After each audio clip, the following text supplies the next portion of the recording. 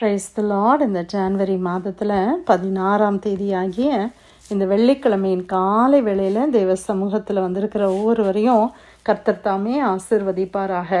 இந்த நாளிலும் நம்ம தியானிக்கிற கர்த்தருடைய வார்த்தை நம்முடைய பரிசுத்த வேதாகமத்தில் ரோமருக்கு எழுதின நிருபம் 8ஆம் அதிகாரம் 11ஆம் வசனம். Romans chapter 8 verse 11. அன்றியும் இயேசுவை மரித்தோரிலிருந்து எழுப்பினவருடைய ஆவி உங்களிடத்தில் வாசமாயிருந்தால், கிறிஸ்துவை மரித்தோரிலிருந்து எழுப்பினவர் உங்களில் வாசமாயிருக்கிற தம்முடைய ஆவியினாலே சாவுக்கு ஏதுவான உங்கள் சரீரங்களையும் உயிர்ப்பிப்பார். அல்லேலூயா.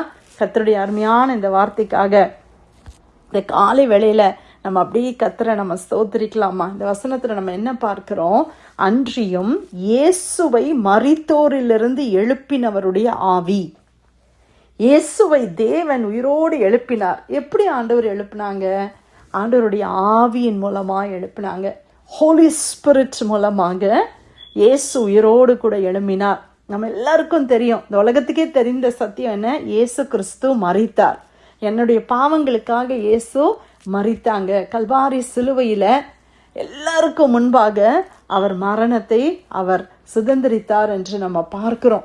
ஆனா நமக்கு ஒரு பெரிய சத்தியம் என்ன? அந்த ஆண்டவர் மரித்த தேவன் இன்றைக்கும் மரித்தவராக இல்லை, அவர் உயிரோடு கூட எழும்பி விட்டார். அதுதான் நம்ம கிறிஸ்துவுக்கும் மற்ற மதங்கள் மற்ற தெய்வங்களுக்கும் இருக்கிற ஒரு பெரிய வித்தியாசம். இன்னைக்கு இஸ்லாமியர்கள் எவ்வளோ காரியம் செய்கிறாங்க, ப்ராஃபெட் முகமது அப்படிலாம் சொல்கிறாங்க. ஆனால் அந்த முகமதனுடைய கல்லறையை பார்க்கறதுக்காக அவங்க என்ன செய்கிறாங்க? ஒரு பெரிய புனித யாத்திரையாக போகிறார்கள்.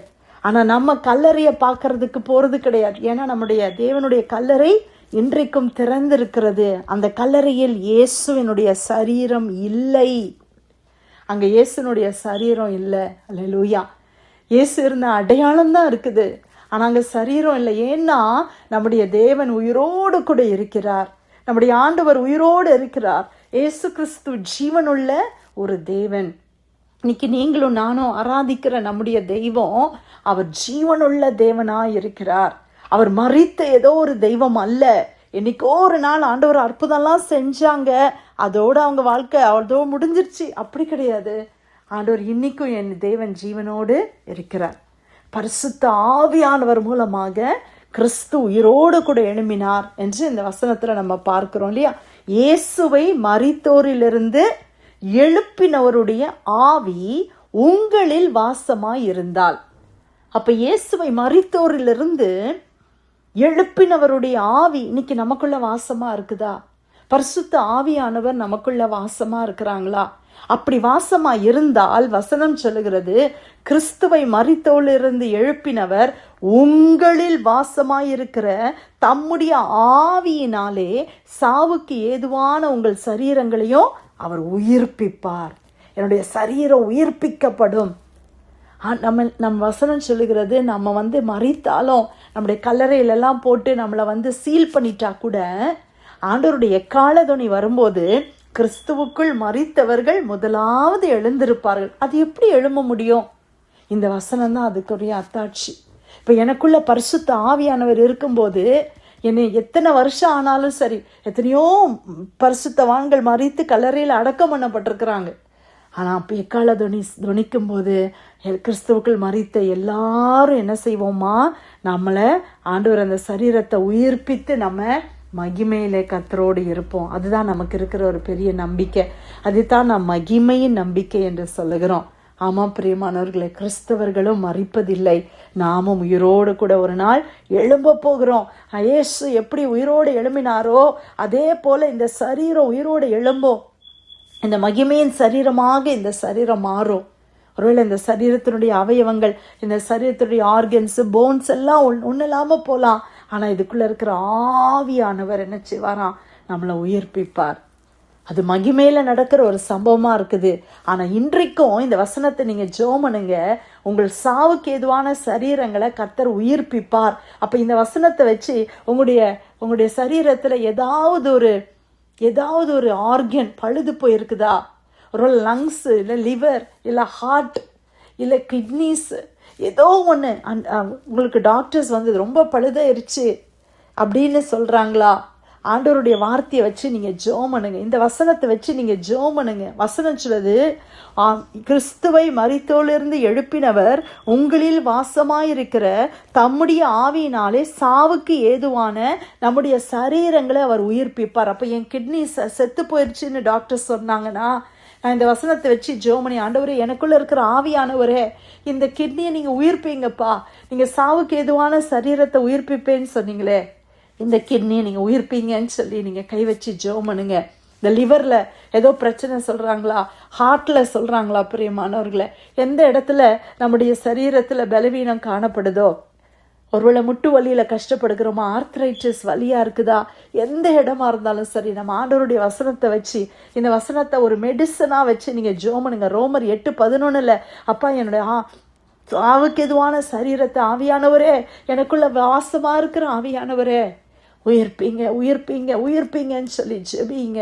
ஆண்டவர் நிச்சயமா இந்த வசனத்தில் இருக்கிற ஜீவன் நம்முடைய சரீரத்துக்குள்ள கடந்து போய் கர்த்தர் ஒரு பெரிய நல்ல ஒரு மாற்றத்தை கர்த்தர் கொடுப்பார். ஆனால் அதுக்கு ஒன்னே ஒன்று என்னன்னா, பரிசுத்த ஆவியானவர் எனக்குள்ளே வாசமா இருக்கணும். அப்படிதானே வசனம் சொல்லுது, உங்களுக்குள் அவர் வாசமாயிருக்கிற தம்முடைய ஆவியினால். நமக்குள்ள பரிசுத்த ஆவியினர் வந்து போகிற விதமா இருக்கக்கூடாது. இன்னைக்கு கெஸ்ட் வர்றாங்க போறாங்க, அப்படிதானே, நம்ம இன்னைக்கு ஒரு இடத்துக்கு போறோம் வர்றோம், அது கெஸ்ட் மாதிரி. ஆனா நம்ம வீட்டில் தங்கி இருக்கிறோம், வாசம் பண்றோம். அப்போ பரிசுத்த ஆவியானவர் எனக்குள்ள வாசமா இருப்பதற்கு நான் என்னை ஆயத்தப்படுத்தணும். ஆண்டவர் சொல்றாரு, உங்கள் சரீரங்கள் தேவனுடைய ஆவியானவருடைய ஆலயமா இருக்குதான். அப்ப நமக்குள்ள ஆவியானவர் வாசம் பண்ணும்போது பாருங்க, சாவுக்கு ஏதுவான சரீரத்தை அவர் உயிர்ப்பிக்கிறாரு, என் மைண்டை உயிர்ப்பிக்கிறார், என் சரீரத்தை உயிர்ப்பிக்கிறாரு. அப்போ ஆவியானவர் எனக்குள்ள வாசமா இருக்கணும். ஆவியானவர் வாசமா இருக்கணும்னா நான் ஆவியானவருக்கு கீழ்ப்படியணும். ஆவியானவரை நான் துக்கப்படுத்தக்கூடாது. ஆவியானவரை நான் நோகப்படுத்துகிற விதமா நான் செய்யக்கூடாது. பரிசுத்த ஆவியானவர் சில காரியங்களை எனக்கு சொல்லும் போது, இதனை பார்க்காத, இது இப்படி பேசக்கூடாது, இந்த வார்த்தை நீ பேசாத அப்படின்னு ஆவியானவர் எனக்கு சொல்லும் போது நான் உடனே கீழ்ப்படியும் போது ஆவியானவர் என்ன செய்யறாரு, என் கூட வாசம் பண்றாங்க இல்லையா? அப்போதானே இன்னைக்கு நம்ம வீட்டில் யாரெல்லாம் வாசம் பண்ணுறோம்? நமக்கெல்லாம் ஒருத்தர் அந்யோன்யமாக இருக்கிறவங்க தான் வாசம் பண்ண முடியும்.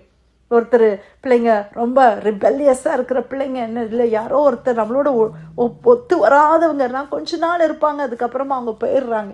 அப்போ நம்ம ஆவியானவர் எனக்குள்ள வாசமாக இருக்கணும்னா ஆவியானவருடைய நடத்துதலுக்கு நான் என்னை ஒப்பு கொடுக்க வேண்டும். பரிசுத்த ஆவியானவருடைய சொல்படி நான் கீழ்ப்படிய வேண்டும். ஆவியானவர் எனக்குள் அநேக காரியங்களை அவர் சொல்லி கொடுப்பார். பைபிளை வாசிக்கும் போது, இந்த பைபிளை எழுதினது பரிசுத்த ஆவியானவர். அப்போ இந்த பரிசுத்த ஆவியானவர் வேதத்தை வாசிக்கும் போது என்னோடு அவர் இடைப்படுவார். மகளே, உனக்குள்ள கசப்பு இருக்குது, நீ இன்னும் இவங்களை மன்னிக்காம இருக்கிற, இந்த காரியத்திலெல்லாம் நீ ரொம்ப பெருமை பாராட்டுற, நீ ரொம்ப சுயமா வாழ்ற, இப்படியெல்லாம் ஆண்டவர் எனக்கு சுட்டி காட்டும் போது நான் உடனே நான் என்னை ஒப்பு கொடுத்து கீழ்ப்படிய நான் ஒப்பு கொடுக்கும் போது ஆவியானவர் எனக்குள்ள அவர் சந்தோஷமாய் வாசம் பண்ணுவார். அந்த ஆவியானவர் எனக்குள் வாசம் பண்ணுவாரே, ஆனால் சாவுக்கு ஏதுவான இந்த சரீரத்தை என் ஆவியானவர் உயிர்ப்பிப்பார். ஹல்லேலூயா. கர்த்தர் இந்த காலை வேளையில் நம்மளோடு பேசுகிற அருமையான வார்த்தைக்காய் கர்த்தரை ஸ்தோத்திரிக்கலாமா? எவ்வளோ மெடிக்கல் ரிப்போர்ட்ஸ் டாக்டர்ஸ் உங்களுக்கு நிறைய சொல்லியிருக்கலாம். பிரியமானவர்களே, அந்த டாக்டர்ஸ் ரிப்போர்ட்டை காட்டிலும் இந்த வசனத்து மேலே கை வச்சு நீங்கள் ஜெபம் பண்ணுங்க. ஆண்டவரே, இந்த பகுதியில் எனக்கு ஆவியானவரே ஒரு உயிர்ப்பிக்கிற ஒரு கிருபையை கொடுங்கப்பா, என்னை உயிர்ப்பீங்க, என்னுடைய இந்த வேதனை மாறட்டும் ஆண்டவரே. எனக்கு இப்படியெல்லாம் டாக்டர்ஸ் சொல்கிறாங்க, ஆனால் நான் வசனத்தை நம்புகிறேன். எனக்குள்ள ஆவியானவரே நீங்கள் கடந்து வந்து எனக்கு நீங்கள் இந்த காரியத்தில் ஒரு அற்புதத்தை செய்யுங்கன்னு நீங்கள் ஜெபம் பண்ணுங்க. நிச்சயமாக கர்த்தர் செய்வார். அவர் வார்த்தையில் உண்மையுள்ளவர். கர்த்தருடைய வசனத்தில் ஜீவன் இருக்கிறது, அது ஆவியாயும் இருக்கிறது என்று வாசிக்கிறோமே. அந்த பரிசுத்த ஆவியானவர் தாமே நம்முடைய சரீரங்களை உயிர்ப்பிக்க ஆண்டவர் கிருபை செய்வாராக.